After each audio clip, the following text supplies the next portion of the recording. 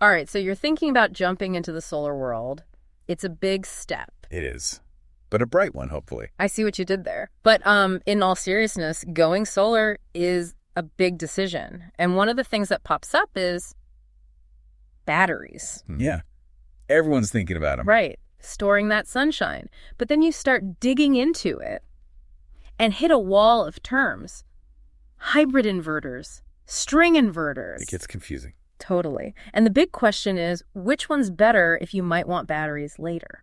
That's the $1,000,000 question, and honestly, it's such a smart one to be asking, even if you're not ready for batteries today.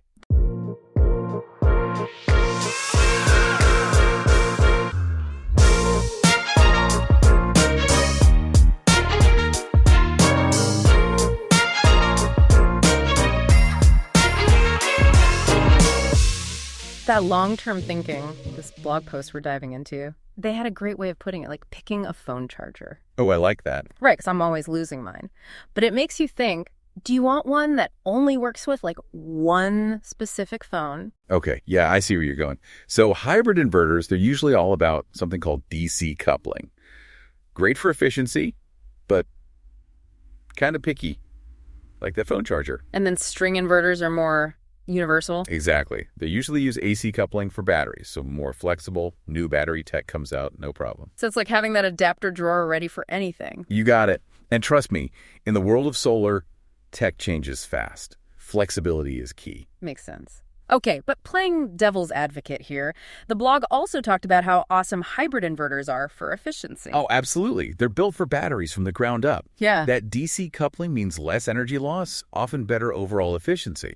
Plus, a lot of them have built-in monitoring, all in one place. So it's like more efficient, easier to track, tempting. But are those perks worth it if you might be stuck with limited battery choices down the line? It's a trade-off, for sure. And to complicate it even more, there's the money side of things. All right, let's talk money. I mean, that's a big part of the decision for a lot of us. For sure. And it's about what makes the most financial sense long-term. Like, install everything at once. Mm-hmm. Or is it okay to wait on the battery? Right, because are hybrid inverters just straight up more expensive up front? It's actually trickier than that. So if you're getting the battery at the same time as the panels, the difference between a hybrid and a string system might not be huge. Sometimes hybrid's even cheaper at first, especially if it's simpler to install, less labor and all that. Whoa, okay, so it's not about upfront cost, really then. It sounds like the real choice is battery NW, or battery later. You got it. And if you're thinking battery later, a string inverter now.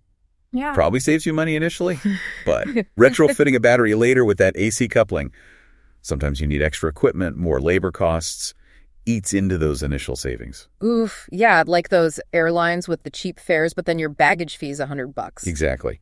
Plus, remember how we said tech changes so fast? If you wait years for batteries to get cheaper, those older string inverters that might be outdated by then.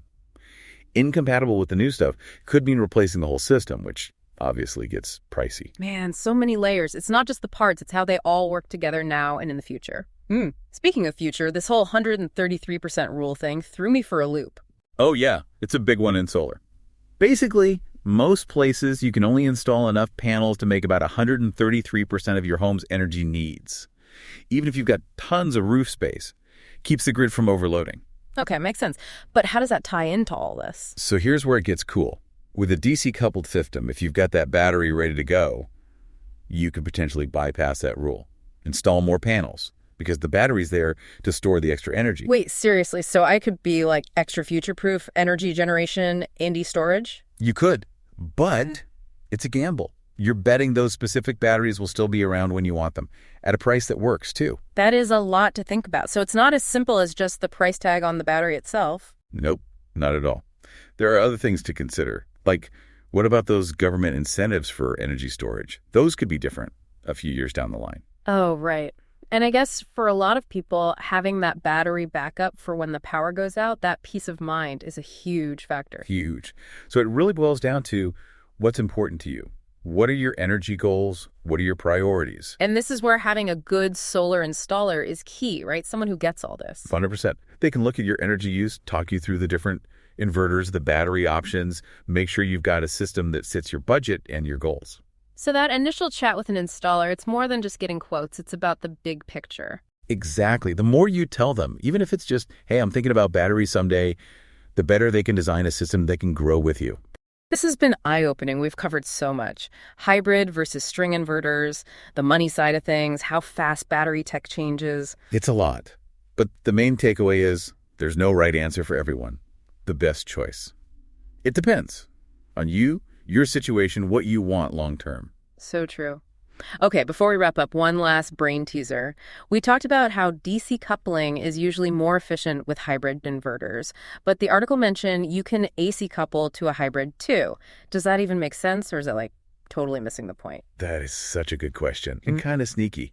While it's technically possible, AC coupling with a hybrid inverter might not be as smooth or efficient as you'd expect. So are there times it makes sense, or? It's like you ordered a gourmet pizza, Yeah. but then you're dipping it in ketchup. Okay, yeah, I get it. You're ruining the pizza. Exactly. You're not getting the full experience. Love it. So listeners, something to chew on.